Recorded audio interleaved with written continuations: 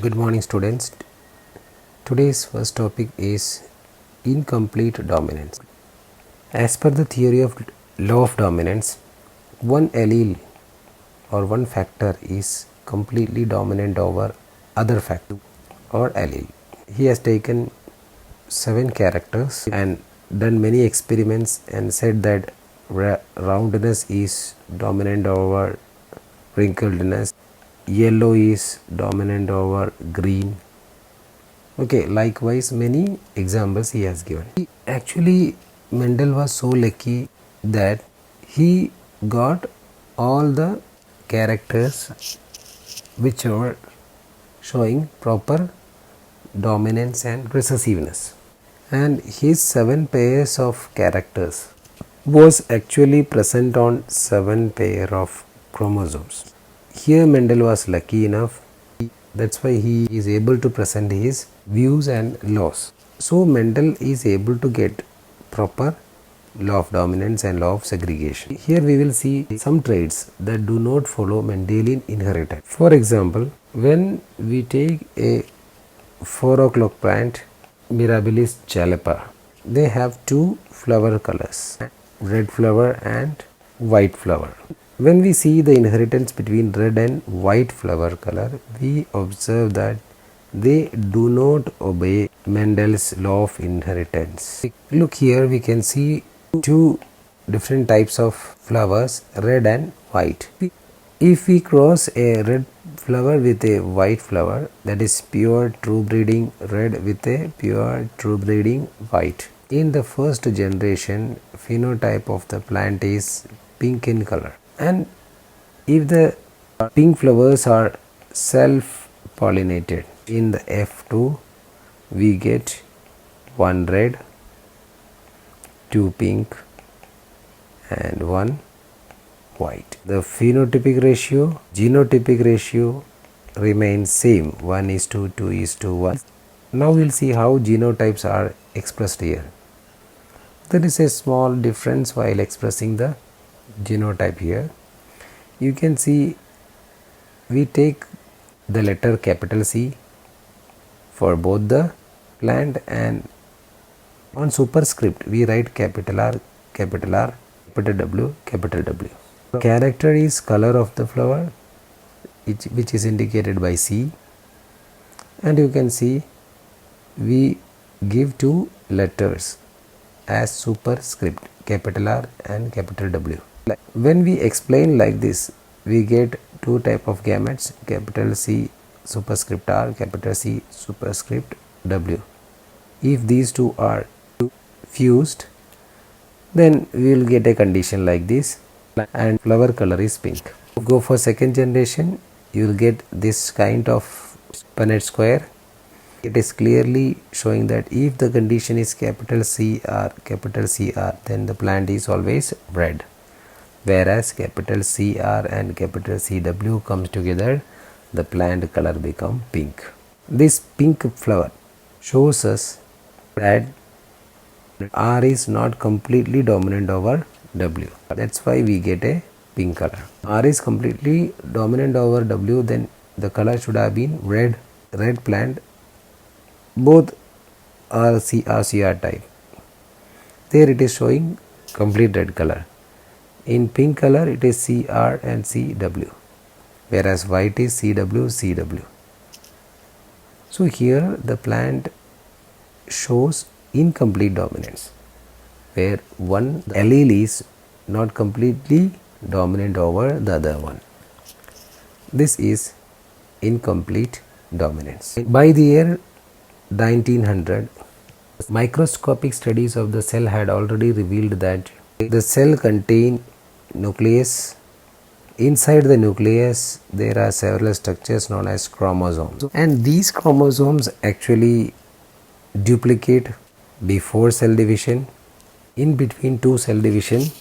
When the cell prepare for next cell division, the chromosome duplicate, and 1 copy of chromosome actually goes to 2 offsprings. The cell division like meiosis, mitosis, all these things revealed during this particular era, and There was a striking relationship between Mendelian factors and chromosomes. This has actually led to a theory of chromosomal inheritance proposed by Sutton and Boveri in the year 1903. This made some clear light on the inheritance of characters. When the concept of chromosome came into existence, the theories of Mendel's were little bit modified. They were explained in terms of chromosomes. Seen in incomplete dominance that some of the factors they do not follow Mendelian laws, and Mendel was lucky enough to take all the characters which are present on different chromosomes. That's why he was lucky enough to explain proper law of dominance, law of segregation and law of independent assortment. It is found that not Mendel's factors, here actually the factors are present on a structure known as chromosomes. Number of chromosomes and number of genes is not equal. I'll give you some example. Human beings are having 23 pairs of chromosomes, but human beings are having 50,000 of genes. That says that one chromosome is having many genes located over them. If many genes are located over a chromosome, then we are unable to get proper independent assortment between the. Looking this figure, we can again recall the law of segregation, law of independent assortment and all. First of all, look this picture. Here you can see the chromosomes, factors on it. Let us take all the factors, capital R, capital Y, capital small r, small y. All these are present on different chromosomes. This is clearly mentioned here. There are two pairs of chromosome and capital R, capital Y, small y. And at the time of meiosis, these chromosomes they get segregated and one chromosome moves from individual to another individual. I'll tell you here in the anaphase, from the pair of R and small r, one has segregated to one gamete, also taking the another chromosome from another pair, that is capital Y. The other pair will be small r, small y. We can also have the other type of segregation, small r and small y, capital Y together and capital R and small y together. This assortment is happened between chromosomes. All the genes located on these chromosomes, they will move as a block. In between some other genes, sometimes we may not get proper independent assortment. Chromosomes are carrying characters from one generation to another, and on a chromosome there are many genes located.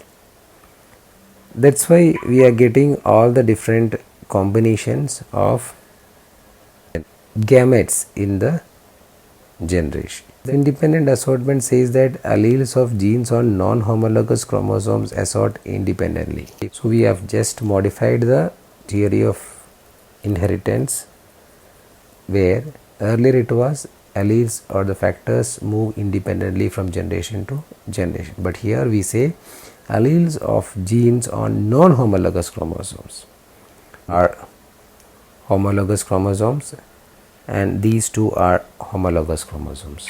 Independent assortment is happening between these two pairs of chromosomes. Actually, independent assortment is possible only between the alleles located on two non-homologous pair of chromosomes.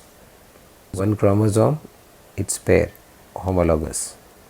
Another pair of homologous chromosomes. So it is said that the independent assortment is happening between these pairs of non-homologous chromosomes. Why they are non-homologous? Because this pair only homologous, this pair is another homologous. In between these two we can say non-homologous.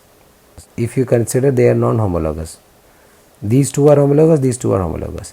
and characters present on this non-homologous chromosome between R and capital Y, an independent assortment, or between the alleles or genes present on same chromosome, अगर यहीं पे ही कुछ genes है, between those genes there is no independent assortment. Independent assortment will happen only between the alleles present on two non-homologous pairs of chromosomes. Mendel was lucky that he took all these characters which are present on different pairs of homologous chromosomes, so he was to get all these different combinations. Gene present on same chromosome, और एक A है और एक small a है. When you see this chromosome move to one individual, let us take यहाँ पे capital A है और यहाँ पे small a. Between capital R and capital A, you can't see any independent assortment. Whenever capital A moves to an individual, we can get capital R there. There is no independent assortment between alleles present on the homologous chromosome. This was the theory of independent assortment. And again, law of segregation में भी यही है. The two alleles for each gene separate. The two alleles are present on homologous chromosomes, and when chromosomes segregate, the alleles get segregated. Actually, alleles are getting segregated because chromosomes are getting segregated. This was the modification of law of segregation and law of independent assortment. Thank you.